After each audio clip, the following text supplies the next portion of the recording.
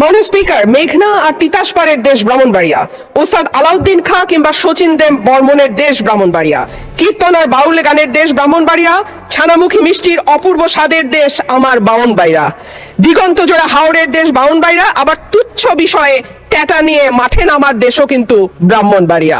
মাননীয় স্পিকার, বাংলাদেশের শিল্প সাহিত্য সংস্কৃতির রাজধানী বলা হয় ব্রাহ্মণবাড়িয়াকে।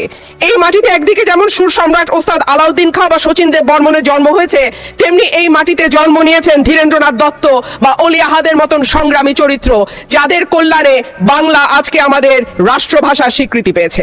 মাননীয় স্পিকার, আমার নির্বাচনী এলাকা ব্রাহ্মণবাড়িয়া 2 এর অন্তর্গত আশুগঞ্জ একটি শিল্প নগরী। এখানে আছে সার কারখানা, বিদ্যুৎ কেন্দ্র, চালকল, মিল, ফ্যাক্টরি, আছে বন্দর।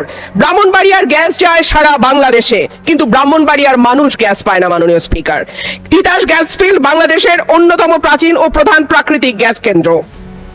1962 সালে আবিষ্কৃত এই গ্যাস ক্ষেত্র থেকে বর্তমানে 22টি কূপের মাধ্যমে দৈনিক প্রায় 325 মিলিয়ন ঘনফুট গ্যাস জাতীয় গ্রিডে সরবরাহ করা হচ্ছে। 1991 সালে সরাইল উপজেলার সদর ইউনিয়নে গ্যাসের সংযোগ দেওয়া হয়।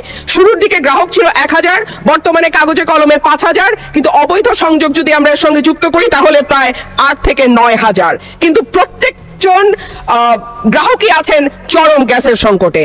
সরাইল সদরে 1.5 কিলোমিটার এলাকায় 6 ইঞ্চি এবং 1 কিলোমিটার এলাকায় 4 ইঞ্চি ব্যাসের পাইপ দিয়ে গ্যাস সঞ্চালন লাইন টানা হয়েছে। এরপরে পাড়ায় পাড়ায় 2 ইঞ্চি ব্যাসের পাইপ বসানো হয়েছে।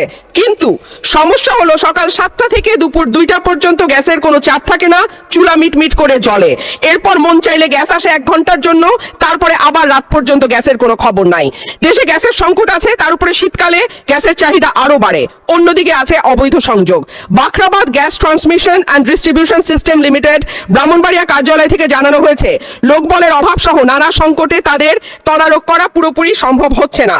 মাননীয় স্পিকার, 2016 সালে বাসাবাড়িতে গ্যাসের সংযোগ দেওয়া বন্ধ হলেও এখনো কিন্তু অসাধু কর্মকর্তাদের সাহায্যে বেশ কিছু মানুষ বাড়িতে অবৈধ গ্যাসের সংযোগ নিয়ে রেখেছে।